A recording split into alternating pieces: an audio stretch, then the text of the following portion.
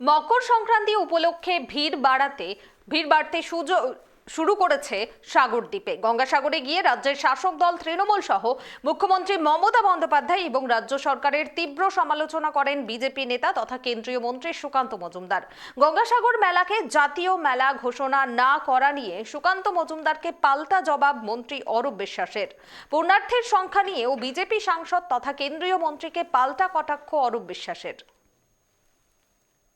থেকে রাত ছোট হয়ে দিন বড় হতে শুরু করে, ঠান্ডা চলে যায়, আস্তে আস্তে প্রকৃতি আবার স্বাভাবিক টেম্পারেচারে ফিরে আসে।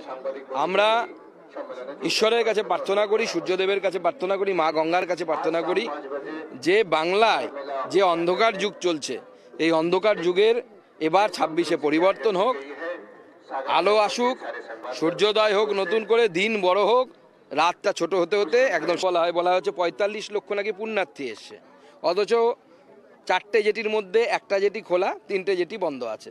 তার হিসেবে পাওয়া যাচ্ছে এখনো পর্যন্ত মাত্র 30 থেকে 35 হাজার লোক টিকিট কেটে এসেছে।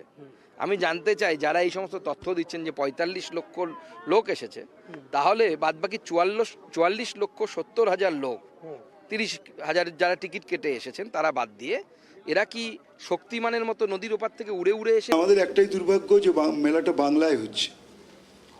এত বড় মেলা আজ পর্যন্ত জাতীয় মেলা হিসেবে ঘোষণা করা হলো না।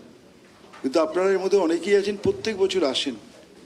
এরকম পুণ্য স্থানে যেভাবে মানুষ আসেন, যে পবিত্রতা নিয়ে তারা আসেন, যেভাবে তারা স্নান করেন, কিন্তু তারা ইচ্ছাকৃতভাবে আজ পর্যন্ত জাতীয় মেলা ঘোষণা করা হলো না। কিন্তু আমাদের দাবি যে আমাদের এই মেলাকে জাতীয় মেলা ঘোষণা করতে হবে।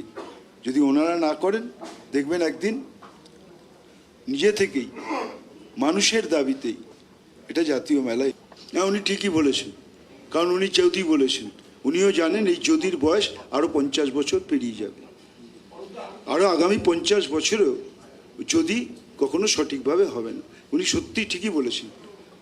যদি উত্তর দেওয়ার জন্য আমরা এত সকাল থেকে রাত পর্যন্ত খাটছি না, আর এই সকাল থেকে রাত পর্যন্ত খাটছি, সবার উত্তর দেওয়া যায়। আমি বললাম মেলায় 60 লক্ষ লোক এসছে, প্রত্যেকের কিছু না কিছু ওপিনিয়ন আছে, সবটা শুনতে পারি বা উত্তর দিতে পারবো না।